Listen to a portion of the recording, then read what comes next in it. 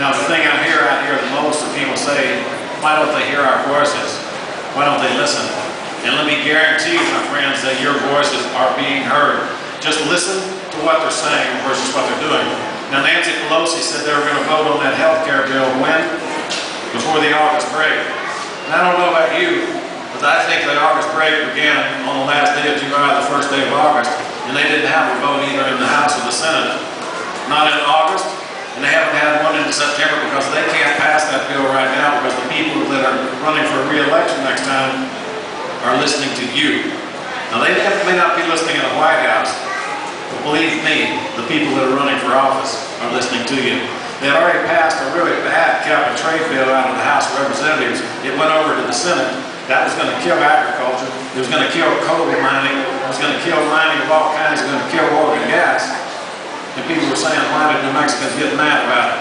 That's only about 90% of our economy and 100% of our school funding. So we're sitting here telling you that the Senate has not voted on cap and trade today because they can't pass it, because they heard you during that 4th of July break.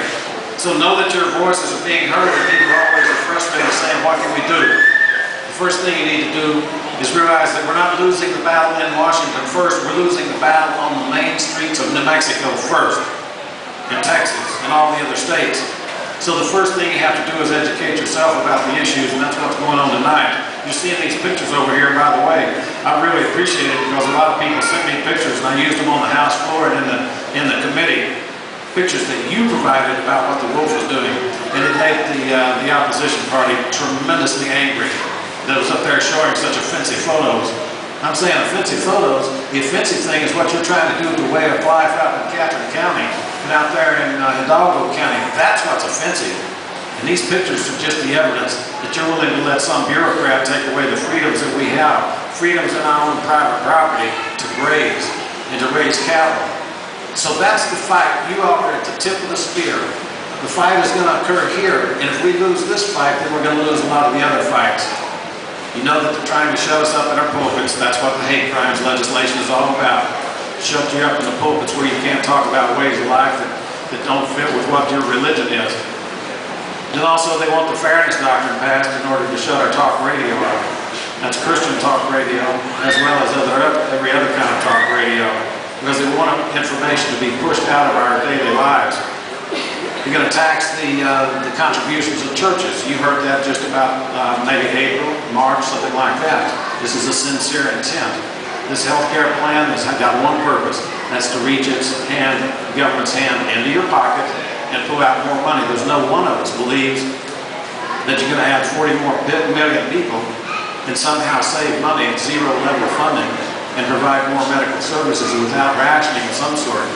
It just doesn't make sense.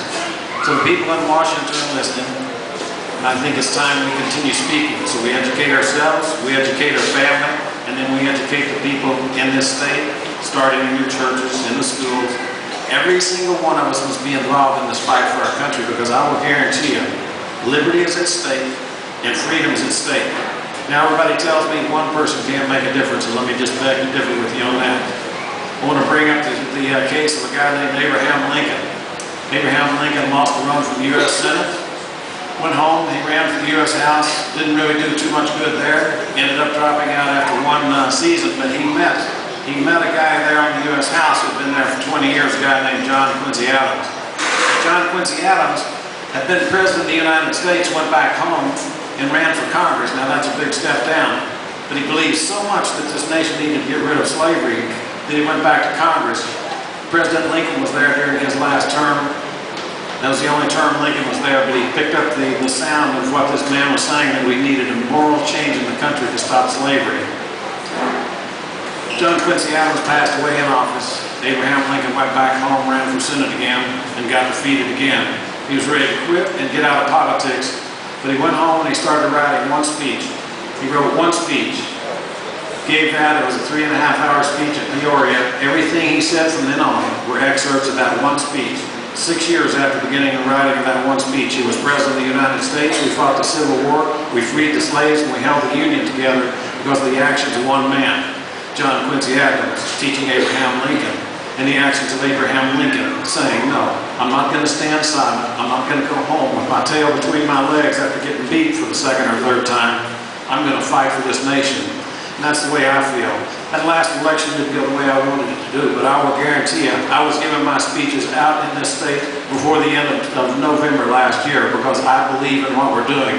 I believe in God, I believe in our guns, I believe in freedom, and I believe in the free enterprise system.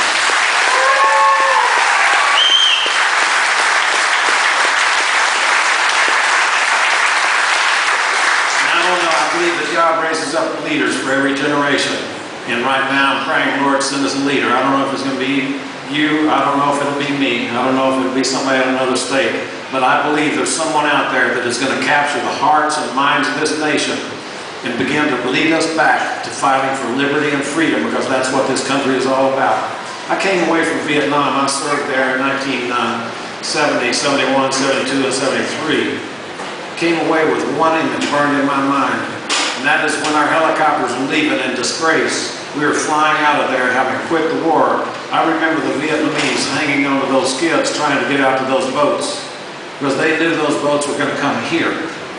And even if they fell in the water and they drowned or got eaten by the sharks, the risk was worth it because this is where hope and opportunity originated for people all across the world. But let me tell you just one last thing. If we give up on hope and liberty and freedom here, there's no place for us to get on those helicopters and ride out of here.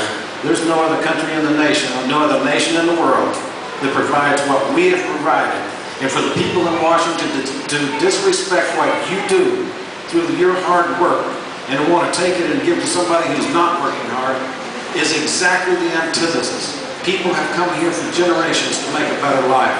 There's no other country for those better lives to occur.